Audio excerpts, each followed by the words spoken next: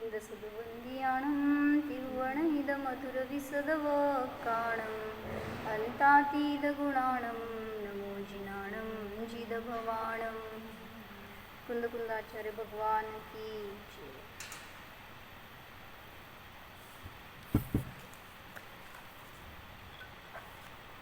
पंचास्तिका संग्रहमध्ये 53 नंबरची गाथा आहे. जयसेनाचार्यांचा नंबर 59 आहे.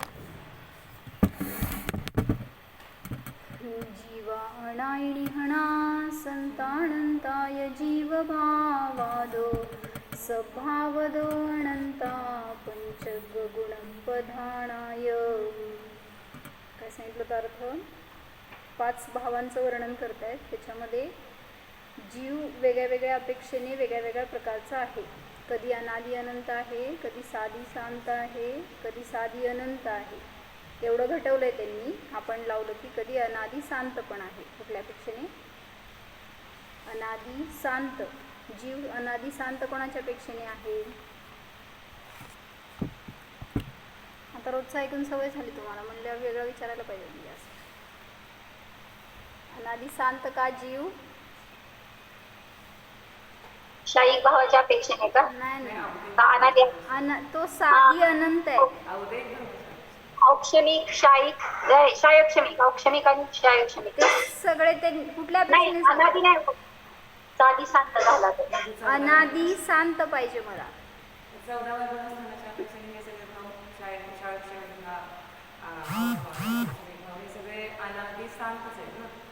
बरं जाऊ दे, ठीक आहे. त्याच्या अपेक्षेने पण दर्शन मोह लावा की भव्य जीवाच्या अपेक्षेने दर्शन मोह अनादि शांत आहे. जे जे नष्ट होणारे मोहनीय ज्ञानावर सगळेच लावू शकतो. 14 गुणस्थानापर्यंत सगळ्या ज्या ज्या जीवांचं मोक्ष होणार आहे त्यांच्या अपेक्षेने शांत आहेत हे सगळे भाव. पण जे अभव्य जीव आहेत त्यांच्यासाठी सगळे भाव म्हणण्यापेक्षा त्यांच्याकडे 3च भाव आहेत. कुठले कुठले 3 भाव आहेत सांगा? अभव्य जीवाकडे 5 भावांपैकी कुठले कुठले भाव आहेत? औदयिक, परिणामिक, पुढं शायक्षणिक शाहीक नसतो. नाही, औक्षणिक नाही, जीवत्व आणि परमपारिणामी. सम्यक दर्शन आहे. कोण बोलतंय माझ्याशी? सगळे एका वेळी बोलल्यावर कसं बोलू मी? मग उपशम आहे का नाही त्याच्यामध्ये? मग औक्षणिक भाव आहेत का नाही? भव्याकडं असं खुंटा हलायला लागलाय तुमचा. तुम्ही हलू नका. काय काय म्हणले? अभव्याकडं औक्षमिक भाव आहेत का? क्षयिक भावाचं तुम्ही सांगायला लगेच की नसतात म्हणून. ठीक आहे, ते समजण्याचं काय. पण जो अभव्य जीव आहे त्याच्याजवळ औक्षमिक भाव असतात का? असतात. कसं असतात? कोण आहे ते? आता तुम्हाला विचारते औक्षमिक भावाचे भेद कुठले, त्याच्यावरून लावायचं. औक्षमिक भावाचे भेद किती? 21. औक्षमिक हो, औदयिक नव्हे, औक्षमिक. कुठले? 2. तिसरं नवीन काढलं आहे तुम्ही. कुठले भाव आहेत औक्षमिक? आता गाडी दिवस मागं नेऊ का काय परत? कुठले आहेत औक्षमिक भावाचे भेद? अनुजा भाभी बोला. चारित्र. मग चांगलं आहे तरी पण विसरायला लागलाय तुम्ही सगळं. औक्षमिक सम्यक्त्व आणि औक्षमिक चारित्र असं काही सूत्र म्हणलं मी, ऐकलं तुमच्याकडनं. मग हे 2च भेद आहेत. तर हे 2 भेद नियमाने सम्यक दृष्टीलाच असतात. म्हणून औक्षमिक भाव हा भेद अभव्याकडे नसतो. क्षयिक भाव सुद्धा नसतो. हेतू नको आहे आम्हाला, नुसतंच नसतो म्हणल्यावर काय? मी विचारलं ना, क्षयक्षम नसतो का ज्ञानाचं? हो म्हणतात. नंतर उपशम होतो का नाही ज्ञानामरणामध्ये? नाही, मला म्हणायचं आहे क्षयक्षमामध्ये उपशम आहे का नाही? क्षयक्षम कशाला म्हणायचं प्रीते बोला? क्षयक्षम म्हणजे असं का बरं? चांगली भाषा बोला की. थोडं थोडं काय? कोणाचं? असं अर्ध अर्ध होय, अर्ध मुर्ध नको, पूर्ण. क्षयक्षम कशाला म्हणायचं? देशव्यापी स्पर्धकांची कर्माचा मंद उदय असताना आणि सर्वगती स्पर्धकाचं सदवस्था उदयाभावी क्षय असतो सर्व घाती कर्मांचा, सर्व घाती प्रकृतींचा उदयाभावी क्षय, वर्तमानात उदयाला येणाऱ्या दर्शन देह घातींचा उदय आणि भविष्यकालात उदयाला येणाऱ्या सर्व घातींचा उपशम. लिहा, कुठे वही पेन लिहा, परत लिहा. 10 वेळा लिहिलं तरी विसरत असतं ते. मी 10 वेळा लिहून पाठ केलं माहिती आहे का. म्हणजे एकदा बसले ज्ञानात आता त्याला. भावी काळामध्ये उदयाला येणारं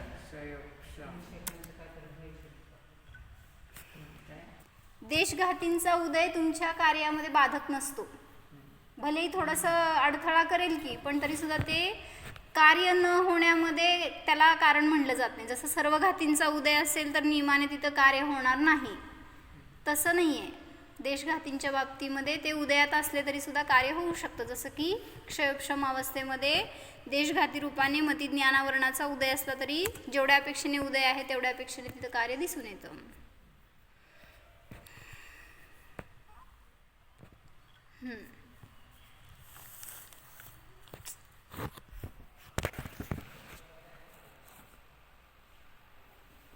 तुम्ही फोन आणलाय, मला रेकॉर्डर द्या, हे बंद पडलं.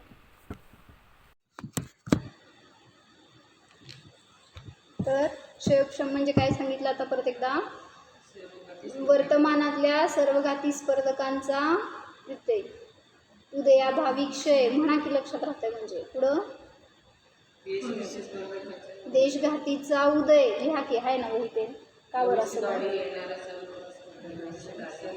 सदवस्थारूप उपशम, भविष्यकालात येणाऱ्या सर्व घाती स्पर्धकांचा सदवस्थारूप उपशम. अशा प्रकारे 3 कर्मांच्या अवस्था मिळून जे अवस्था बनली त्याला क्षयोपशम म्हणलं.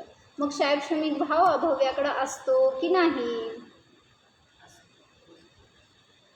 असतो की नाही?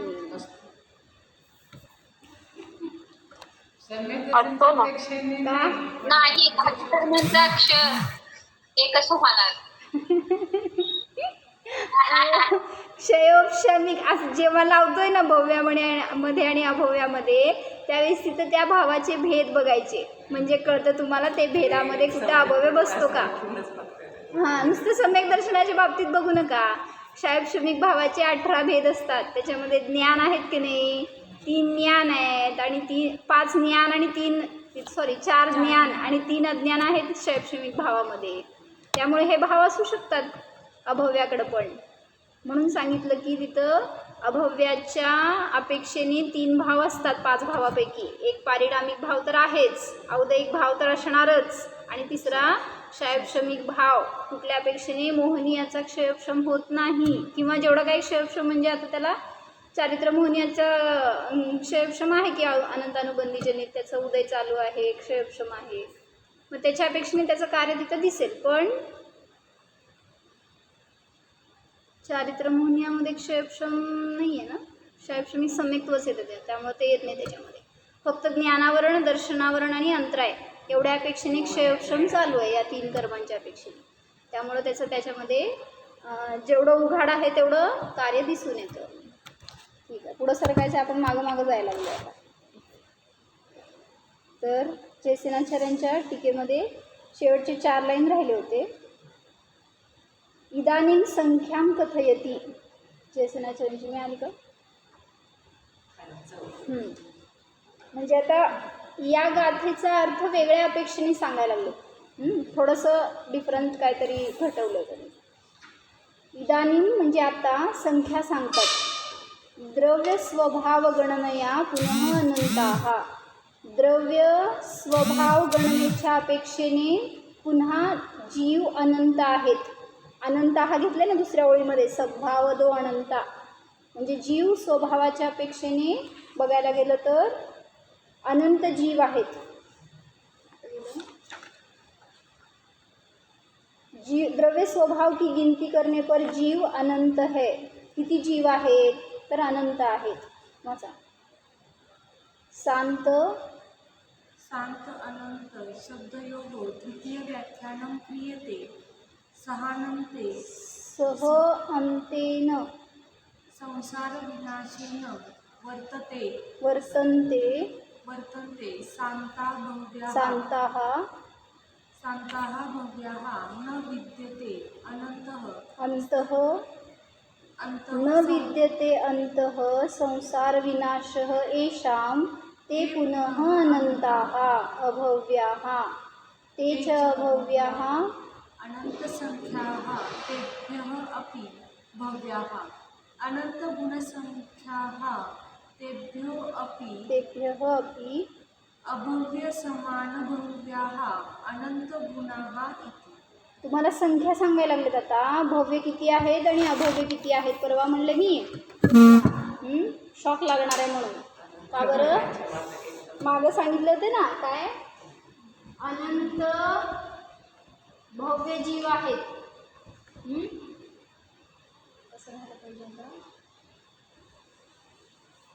अभव्य जीवापेक्षा भव्य जीव अनंत पट आहेत.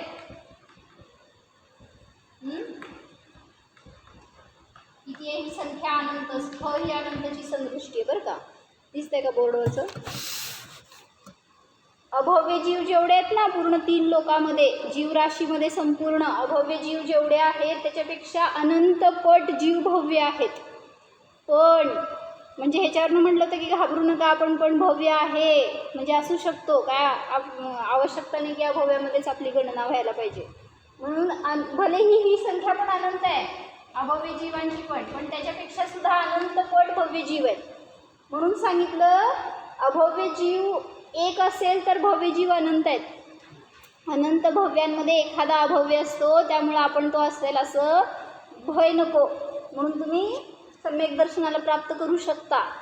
पण भव्य आहे म्हणून निरर्गल राहू नका. त्याच्या पुढं काय सांगायले ह्याच्यापेक्षा सुद्धा अनंत पट कोण आहे. अभव्य समभव्य आहेत. सावधान. म्हणजे काय हे पण जीव कधीही मोक्षाला जाणार नाहीत.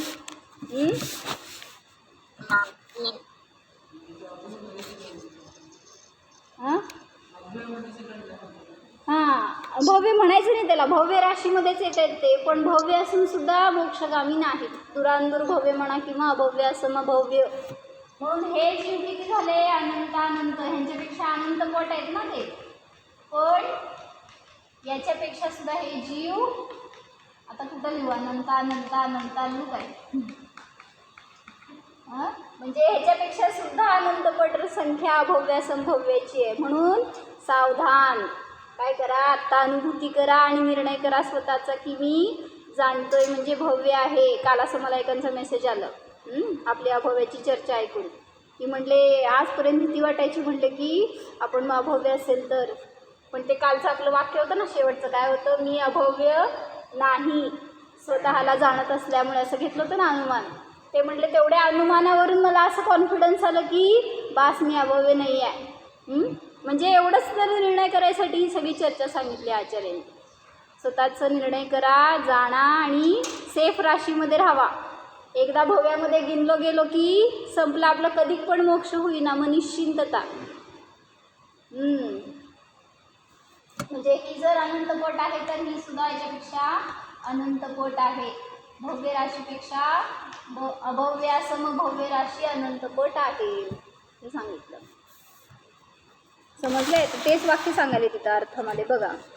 शांत अनंत शब्द ह्या 2 शब्दांच्या द्वारे दुसरं व्याख्यान केलं जातं.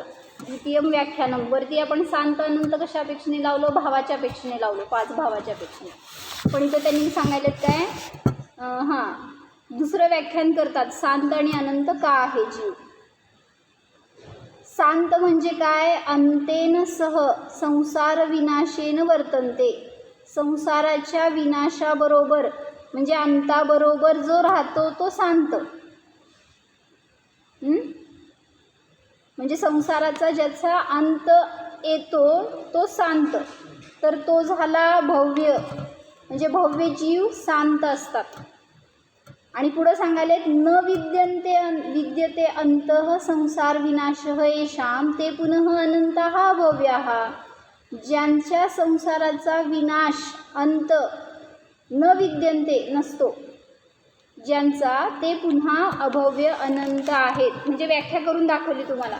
शांत म्हणजे कोण? भव्य आहेत ते शांत आहेत का? नाही, अभव्यपणा नाहीच आहे त्यांच्यामध्ये. संसाराचा अंत येणार आहे. आता नवीन व्याख्या करायला लागले तुम्ही. अभव्याला काय म्हणलं? अनंत. मग ज्यांच्या संसाराचा अंत विद्यमान आहे, विद्यन्ते म्हणजे राहतो, दिसून येतो, ते ज्यांच्या संसाराचा अंत दिसून येतो ते भव्य. आणि ज्यांचा दिसून येत नाही, राहत नाही त्यांच्यामध्ये अंत, तर तो झाला अभव्य. अंत कोणाच्या पेक्षेने? संसाराच्या पेक्षेने लावायचं. संसाराचा अंत.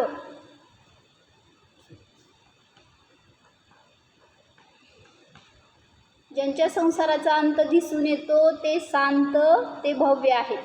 आणि ज्यांच्या संसाराचा अंत नसतो ते अभव्य अनंत आहेत.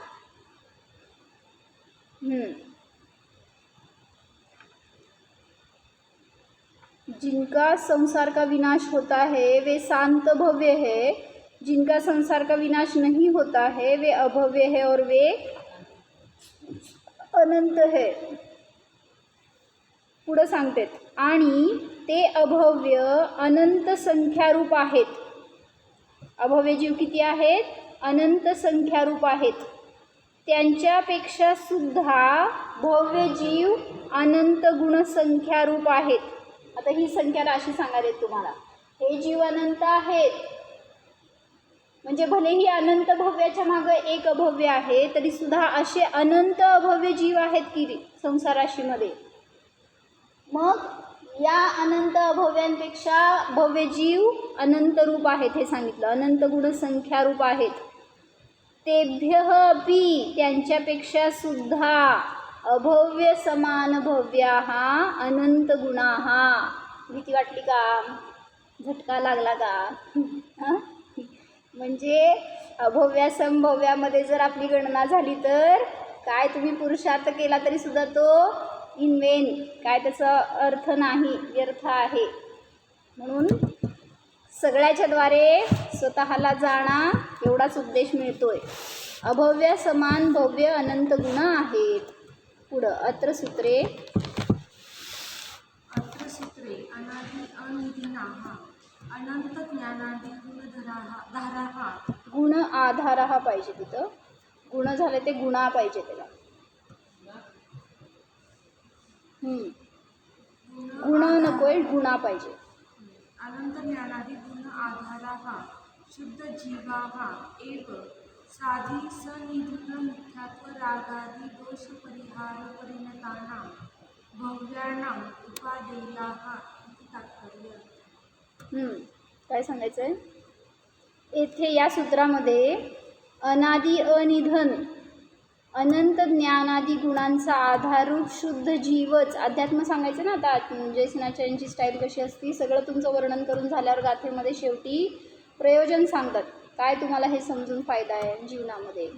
या सूत्रामध्ये अनादि अनिधन अनंत ज्ञानादी गुणांचा आधाररूप शुद्ध जीवच साधी सनिधन मिथ्यात्व रागादी दोषांच्या परिहाराने परिणत असणाऱ्या भव्यांसाठी म्हणा किंवा भव्यांना उपादेय आहे असा भावार्थ आहे. म्हणजे ज्यांनी मिथ्यात्व रागादी दोषांचा परिहार केलाय असे ते सम्यकदृष्टी जीव भव्य, त्यांच्यासाठी स्वतःचा शुद्ध जीव जो अनंत ज्ञानादी गुणांचा आधाररूप आहे, अनादी अनंत असा आहे, तो जीवच त्यांना आश्रय करण्यायोग्य उपादेय आहे. तर पर्यायामध्ये त्यांना सिद्ध अवस्थेची किंवा शुद्ध अवस्थेची प्राप्ती होणार. समजले?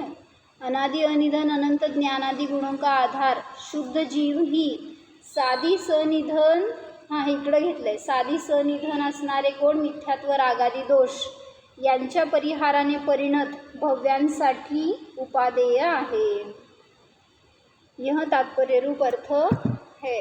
म्हणजे तोच आश्रय करण्यायोग्य आणि पर्यायामध्ये प्रगट करण्यायोग्य उपादेय आहे. म्हणून तुम्ही बहिरंगामध्ये कुठल्या अवस्थेला लक्ष करू नका, तर स्वतःच्या स्वभावाला लक्ष करा, तर भव्यता आपल्या पर्यायामध्ये सहज प्रगट होणार. म्हणून अशा प्रकारे कर्म, कर्तृत्व, भोक्तृत्व आणि संयुक्तत्व या 3 अधिकारांच्या सुरुवातीला हे थोडंसं स्वरूप आणि संख्येचं वर्णन करून त्यांनी ह्या गाथेमध्ये सांगितलं. तर कालचं एक आधार राहिला होता माझा सांगायचं. तुम्ही फोन आणलाय, हे फक्त फोटो काढा, मला दिसायचं ग्रुपवर टाकतो. ह्याच्यामध्ये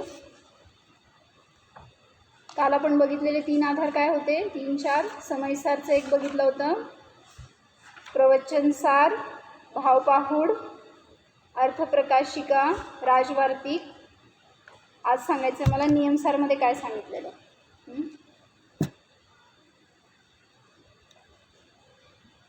तर भव्य म्हणजे कोण, व्याख्या काय सांगितली होती मी? 2-3 ह्याच्यामध्ये अभव्याचीच व्याख्या बघितली होती आपण. भव्य म्हणजे कोण?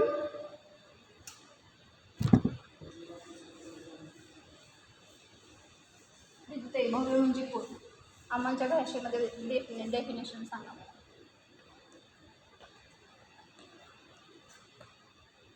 भव्याची उत्पत्ती कशी करायची? भव्य म्हणजे त्याच्यामध्ये मोक्षाला जाण्याची योग्यता आहे. मला आर्यांच्या भाषेत पाहिजे. भव्य कोणाला म्हणायचं?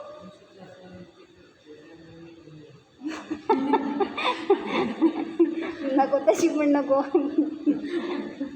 भवितुम योग्य भव्य असं आम्हा सांगतात. काय होण्यायोग्य आहे तो भव्य, म्हणजे जो मोक्षाला जाण्यायोग्य, सम्यक दृष्टी होण्यायोग्य आहे तो भव्य. तर नियमसारच्या 156 गाथेमध्ये त्यांनी जीवाचे अनेक भेद घेऊन दाखवले. ते आहे ना गाथा, हे कर्म नाना लब्धी नाना, काय पुण्यशतकमध्ये आहे ना, हे जीव नाना कर्म नाना लब्धी नाना विध कही. तर त्याच्यामध्ये त्यांनी 2 भेद आहेत असं सांगितले, जीवाचे, भव्य आणि अभव्य. अजून पण अनेक भेद दाखवले, त्रस, स्थावर, संसारी, मुक्त वगैरे. त्याच्यामध्ये त्यांनी भव्य आणि अभव्याचा उल्लेख केला. मग भव्य कोणाला म्हणायचं?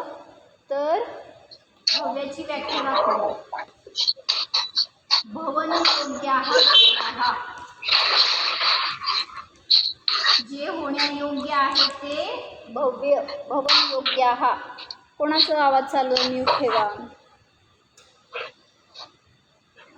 निर्जरा दोषी कोण आहे? आवाज चालू करू नका. तर भवन योग्य भव्य म्हणजे जे होण्यायोग्य आहेत ते भव्य आहेत.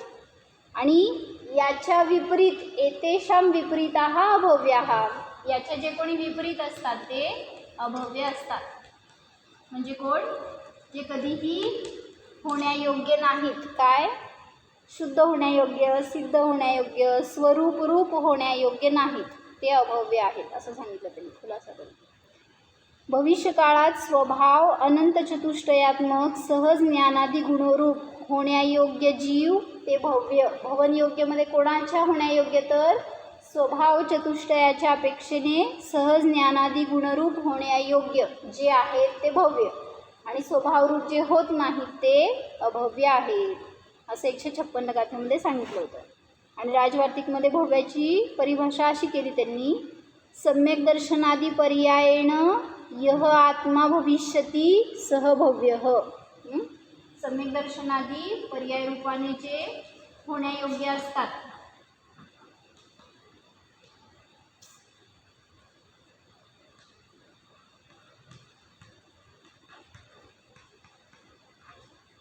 सम्यक दर्शनादी पर्यायेण यह आत्मा भविष्यती सह भव्य.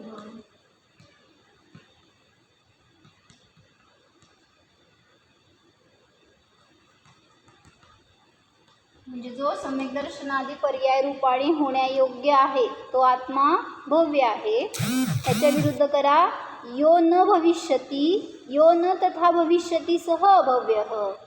काय म्हटलं? जो असा होत नाही तो सम्यक दर्शनादी पर्याय रूपाने परिणमन करत नाही तो अभव्य आहे. अजून काय केली होती? भव्याची व्याख्या धौलामधलं सांगितलं होतं तुम्हाला मी. काय धौलाच्या अपेक्षेने धौलाच्या 7व्या पुस्तकामध्ये दिले ते व्याख्या अशी. काय? जो निर्वाणाला पुरस्कृत करतो तो भव्य. हे लिहिलं होतं बहुतेक आपण ना. जो निर्वाणाला पुरस्कृत करतो तो भव्य किंवा सन्मुख जातो. काहीतरी संस्कृत व्याख्या आहे त्यात, मी नाही लिहिली ती.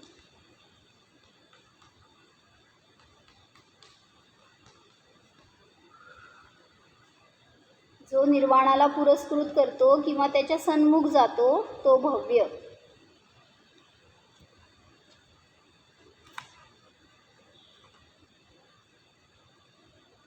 पहिलं काय सांगितलं तुम्ही यानुसार?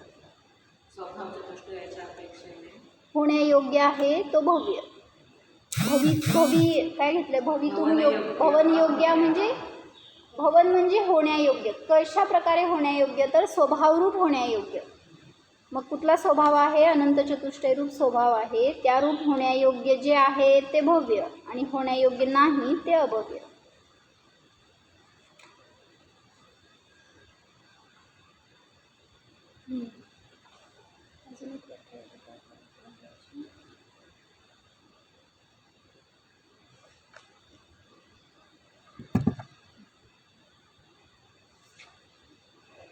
ठीक आहे. एक प्रकरण थोडंसं चांगलं घ्यायचं आहे अजून एक मला.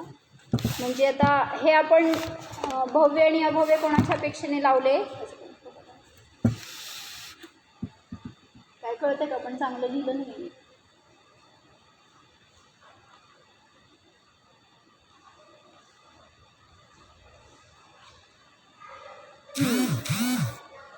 भावदीपिका ग्रंथ आहे ना, त्याच्यामध्ये भव्य आणि अभव्य वेगळ्या वेगळ्या अपेक्षेने घटवले त्यांनी. होणार नाही खरं प्रकरण ते आज, पण तरी सुरुवात तर करू जाऊ. तेवढं एक राहिलं झालं की ही गाथा संपली, नाहीतर गाथा काय लई लांबायला लागली. तर त्याच्यामध्ये भव्यत्व आणि अभव्यत्व हे पारिणामिक भाव म्हणलेत. का म्हणलं होतं पारिणामिक भाव याला? भव्यत्व आणि अभव्यत्व हे पारिणामिक भाव आहेत ना. बोला.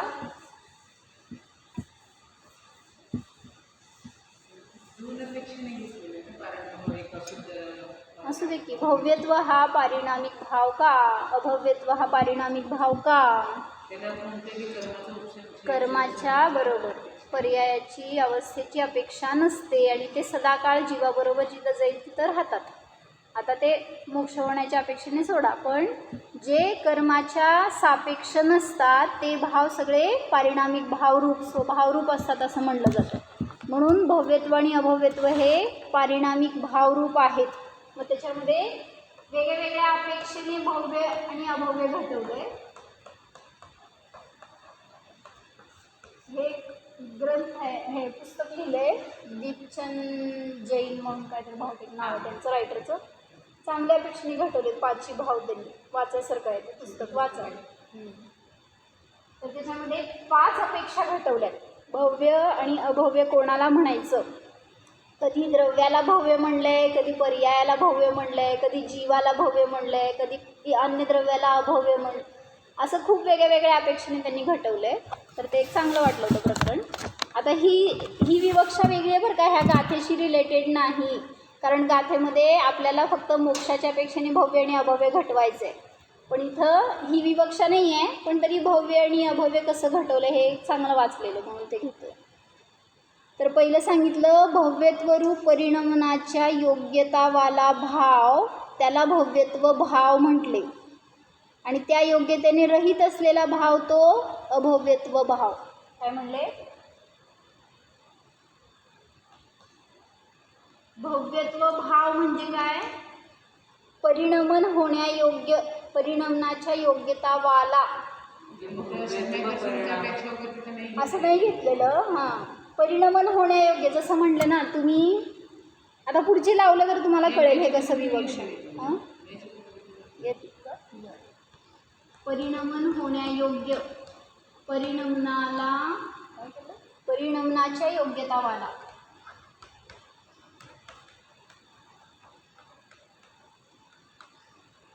जसं एक्झाम्पल सांगते बरं का, त्यांनी घेतलं नाही असं काय. तुम्ही आता डॉक्टरी शिकताय, डॉक्टर होण्यायोग्य आहेत ना, मग त्याला डॉक्टर रूपाचा भव्यत्व भाव आहे. म्हणजे परिणमनाची योग्यता त्याच्यात आहे. पण जो समजा आर्ट शिकतोय आणि त्याला डॉक्टर होण्याचं अपेक्षेने तो अभव्य आहे. त्यांनी घटवलं नाही असं, फक्त मला एक उदाहरण मी सांगते तुम्हाला. म्हणजे परिणमन त्याचं होणार नाहीच आहे, त्याची योग्यताच नाही आहे त्याच्यामध्ये, असा तो भाव अभव्य भाव. रूप परिणामाचे योग्य असते. भव्य म्हणजे इथं मोक्षाच्या अपेक्षेने भव्य नाही, होण्यायोग्य. पुढच्या पर्यायामध्ये तुम्ही होणार आहात. कुठल्या पण अपेक्षेने परिणमनाच्या योग्य असणारा तो भव्य. मग कसलंही परिणमन त्या गुणाचं असं घ्या. मला या विषयाबद्दल अज्ञान होतं, आता मी हे वाचते तर ह्याच्याबद्दल ज्ञान झालं, म्हणजे ज्ञान होण्यायोग्य त्यामुळं म्हटलं भव्यत्व भाव आला आहे. आणि जो या भावाने रहित आहे तर तो अभव्यत्व भाव आला. ही पहिली अपेक्षा घेतली. त्या योग्यतेने रहित असलेला भाव तो अभव्यत्व भाव म्हणले. आता सगळं कसं लिहून घ्यायचं, हे कसं लिहून काढायचं सगळं. हां मला लिहून दाखवायचं दुपारी आजच्या आज. म्हणजे विशेष असतो, वर्णन परत नसतं होत आपल्याकडनं. परत दुसरं काय सांगितलं,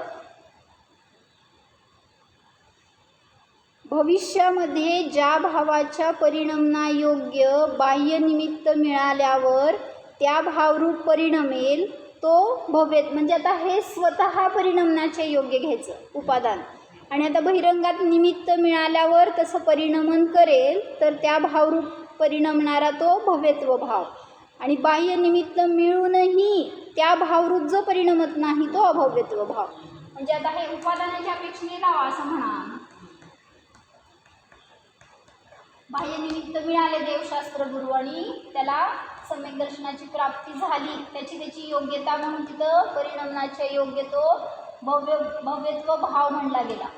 पण बाह्य निमित्त मिळालं तरी सुद्धा जो निमित्ताकडनं दाखवायचं नाही, त्यामुळे हे भव्यत्वामध्येच लावायचं. परत भव्यत्व भावामध्ये काय घ्यायचं, निमित्त मिळालं असताना त्या रूपाने स्वतःच परिणमन करणार आहे. उपादानच स्वतः कार्य करतं, ते निमित्त करत नाही, पण तरीसुद्धा निमित्त मिळून जो तसं परिणमन केलं तो झाला भव्यत्व भाव. आणि निमित्त मिळून सुद्धा जो त्या रूपाने परिणमन करत नाही तो झाला अभव्यत्व भाव. एक्झाम्पल द्या. कुत्सर मूग आहे ते शिजायला टाका. सगळे बाह्य निमित्त मिळाले की नाही, आग आहे, पाणी आहे, तुम्ही समोर बसून शिजवायला लागलाय, सगळी शक्ती आटवायला लागलाय, का नाही शिजले. निमित्त मिळून सुद्धा जे स्वतः परिणमन करत नाहीत. सिंहाच्या पर्यायामध्ये महावीर भगवंतांना परिणमित झाले ना. हां, तर ते स्वतः परिणत होण्यायोग्य म्हणून भव्य म्हणले गेले. आता सम्यक दर्शनाचीच अपेक्षा घेऊ नका, इथं मला एवढं सांगायचं आहे. घटवतोय उदाहरण आपण तसं, पण तरीसुद्धा त्यांनी सामान्य घटवलंय. होण्यायोग्य, पुढच्या पर्यायात होण्यायोग्य, स्वतः होण्यायोग्य, निमित्त मिळालं असताना होण्यायोग्य, असे ते भव्यत्व भाव लावलं. मीटिंग संपणार आहे, एवढं घेऊ आपण उद्या घेऊ, कारण हे जास्त मोठं घेतलं प्रकरण. 4-5 रूपांनी त्यांनी कसं भव्यत्व आणि अभव्यत्व घटवायचं हे दाखवलं.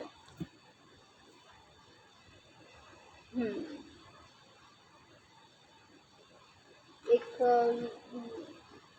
होत असलं तर बघ. बाह्य निमित्त मिळूनही जे निमित्त मिळालं असताना त्या रूपाने परिणमन करतं तर ते भव्य, आणि जे निमित्त मिळून सुद्धा परिणत होत नाही तर ते अभव्य असं घेतलं. अभव्यत्व भाव लावायचं. तो जीव असं नाही म्हणायचं, एकाच जीवामध्ये सुद्धा भव्य आणि अभव्य घटवले तो असं म्हणायचं मला. कारण त्याची ती पर्याय होण्यायोग्य आहे तर भव्यत्व रूप, आणि तीच पर्याय त्याची नाही होण्यायोग्य आहे तर अभव्यत्व रूप. अशा प्रकारे एका जीवामध्ये सुद्धा दोन्ही भाव, एका द्रव्य आणि पर्यायाच्या अपेक्षेने दोन्ही भाव असं घटवून त्यांनी दाखवलंय. उद्या घेऊ जरा प्रकरण अजून ते.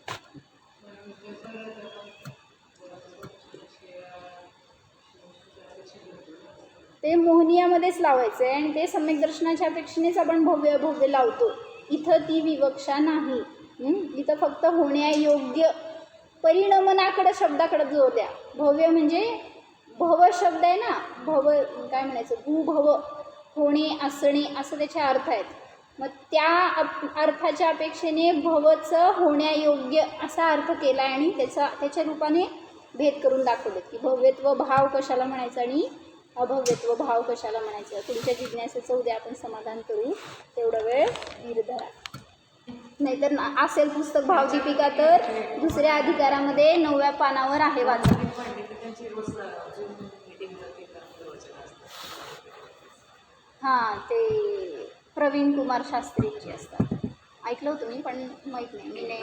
हां, नाही, पुस्तक चांगलं आहे ते वाचण्यासाठी. म्हणजे डिटेल्स भरपूर आहेत त्याच्यामध्ये. जे 5 भावाचं प्रकरण घेतो ना आपण, लेशा कशाय, 3 कशी काय आली पण 3 आली पाहिजे. वाटा जाणा. ओ हा मी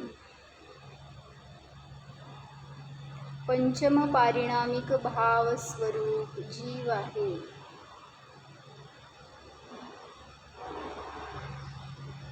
माझ्यामध्ये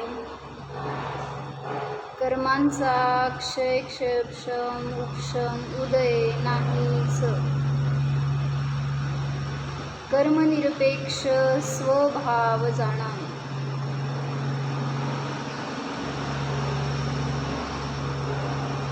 कोणत्याही अवस्थेमध्ये हा मी आत्मा ज्ञाताच आहे.